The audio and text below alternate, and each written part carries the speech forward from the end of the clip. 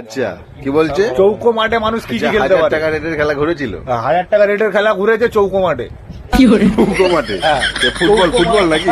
চৌকো মাঠে। ফুটবল খেলছে না ক্রিকেট খেলছে? নাম ক্রিকেট,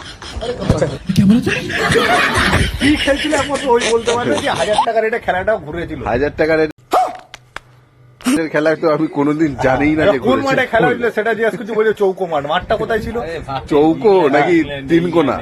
4 চৌকো মাঠ বলছে, এখন আবার বলছে 3 কোনা। আবার 2 কোনা দেখাচ্ছে হাতে।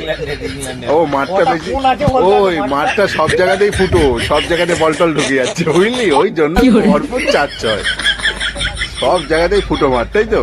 খেলাটা তো বিরাক্ত করে দিয়েছি ভাই। 1000 টাকা রেটের খেলাকে ঘুরবো।